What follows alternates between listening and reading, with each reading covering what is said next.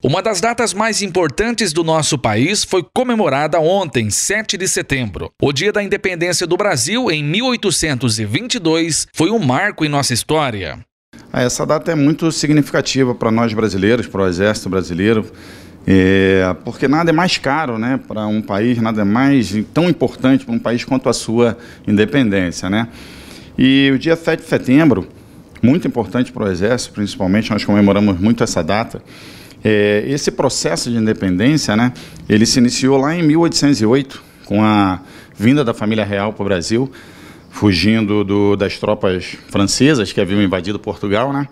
E com essa vinda da família real para o Brasil começou a se desenvolver muito economicamente, né?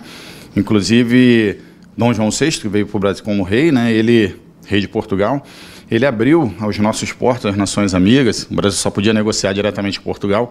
Isso aí desenvolveu bastante o país. Mais à frente, ele declarou o Brasil como Reino Unido a Portugal, então a gente deixa de ser colônia. Então o Brasil começa a se desenvolver bastante, isso incomoda Portugal, que vive uma séria crise, né, tanto econômica quanto política, pois havia sido invadida pela França.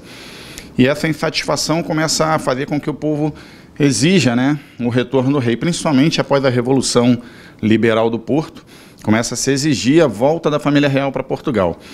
E isso em 1820. Em 1821, Dom João VI já cede a essa pressão, retorna ao seu país e, a partir daí, deixa seu filho aqui no Brasil, Pedro de Alcântara, que mais à frente, com a decretação, né, da independência do Brasil, passa a chamar Dom Pedro I. Então, ele deixa seu filho aqui como príncipe regente, mas ele começa também a tomar algumas atitudes que acabam acelerando esse processo de independência, né? Como, por exemplo, ele institui a lei do cúmplice, que era uma medida que fazia com que todas as ordens advindas de Portugal só seriam cumpridas aqui no Brasil que tivesse o aval do príncipe regente.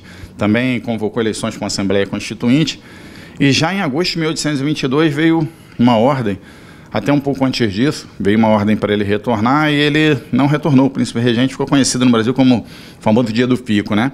Posteriormente, ali em agosto, veio um ultimato para o príncipe regente retornar. Caso não retornasse, poderia até não concorrer ao trono de Portugal.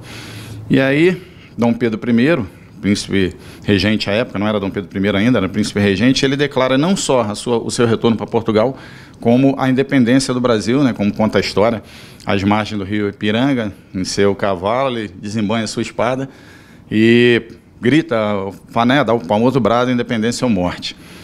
Então, tudo isso daí desencadeou o que nós temos hoje, um país soberano, e muito importante isso para a gente, muito comemorado pelo Exército.